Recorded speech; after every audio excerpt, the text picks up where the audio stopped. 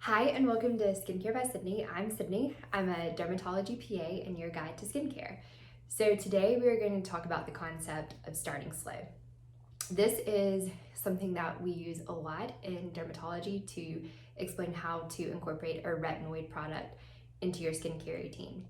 But it is a concept that I've learned can apply to several different types of products that we're using daily and then also weekly. So when I create a routine for someone, my goal is to also educate them on how to navigate through that routine based on what their skin's doing, which can be based off the weather and then other products that you're using. So it's true that our skin has memory and it can be a lot like working out. So the more that you use products, a lot of times your skin will adapt and it will be able to tolerate more and more. It's also extremely important that we replenish our skin so that we are hydrating it with an appropriate moisturizer, and then sometimes we'll also add in a hydrating mask, which is one of my favorite skincare tips. So when we talk about a retinoid, the reason we're going to incorporate it slowly is because it can cause irritation and it can cause some dry, flaky skin. Typically when we start a new product, I'll say use it the first day and you want to wait at least 4 days before applying it. Again, if you have dry, flaky skin, then we're never going to apply that on top of that skin. So I want to show you that, Stella, you have to get down. There are retinoids and then there are also steps that we'll use in place of a retinoid, like a retinoid alternative. So this is the Epionce Lytic Sport Treatment, and this is a retinoid product, for example. The Epionce has salicylic acid and azelaic acid, so we do use it as a treatment step. There are some alternatives to retinoids like bakuchiol. You're not going to have any irritation from those, for example. But what does listen to your skin mean? It means that if your skin is dry, if it's irritated, if it's red, if it's flaky, then you're going to show it some love with hydration. And you're going to skip some of your active ingredients that night. Typically, I'll say have your cleanser and moisturizer as your roots of your skincare routine, and then we're going to navigate through the other steps. So we can see active ingredients in a toner step as well.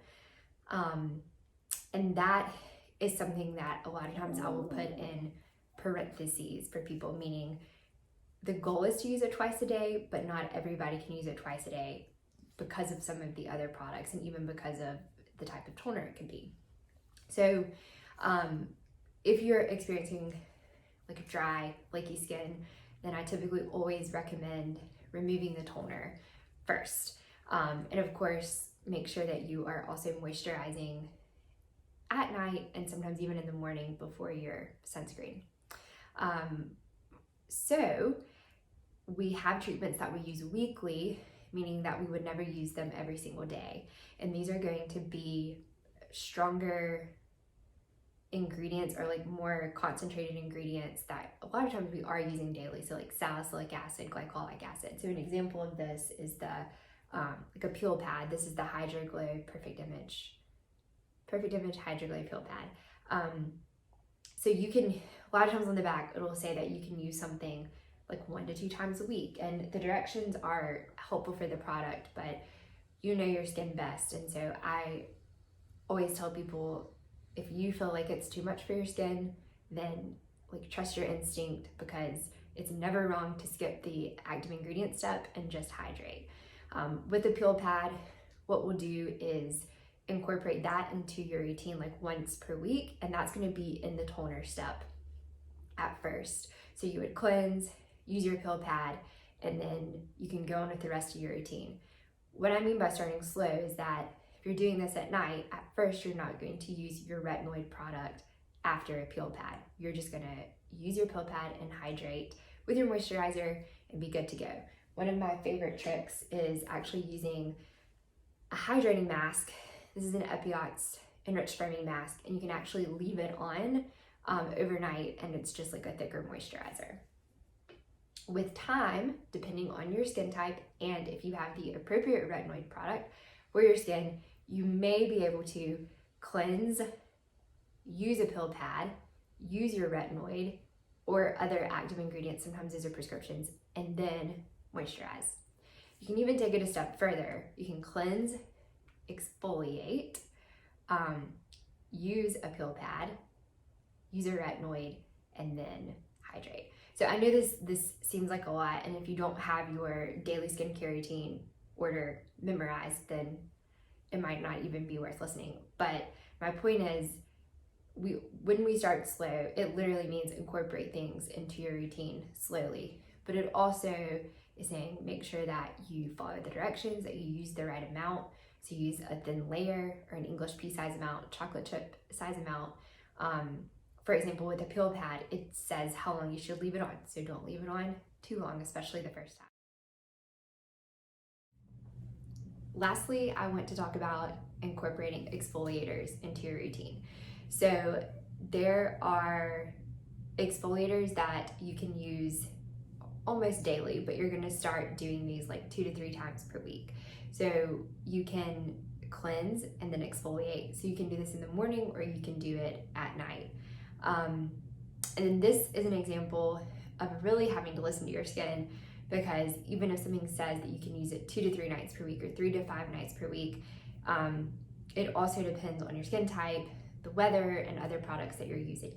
So the typical exfoliator, I always will say start 2 to 3 times per week. And you'll see this is a common theme when we're really starting any product.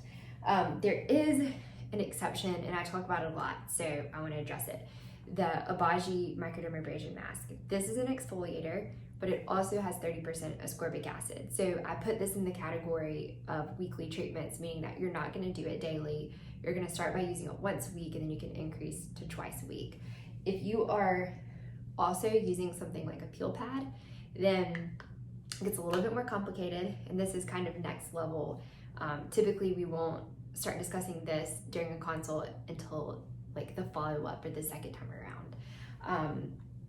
But what I hope that you take away is that in general, starting slow means to incorporate things into your routine 1 to 2 or 2 to 3 times per week, and then always use a moisturizer to replenish your skin so that you can wake up the next day and be able to add these active ingredients to the skin so you can get all the benefits from them, but we can try to avoid any irritation or dryness and flaking. And I get a lot of questions about should I push through this, and I really don't think that we should ever push through it. Yes, if we have dryness and flaking, then you do need to hydrate, but you don't need to add more of the irritating product until your skin has completely healed. And then when you apply it again, if every time you apply it, it's just causing a reaction, if it's red, if it's tender, if it's stinging, then that's a sign that we need to find a different product, or maybe one that's not as strong as that one. So I hope this has been helpful. As always, please subscribe below. And if there's a topic that you're especially interested in, I obviously love to talk about skincare, and I hope to see you next time.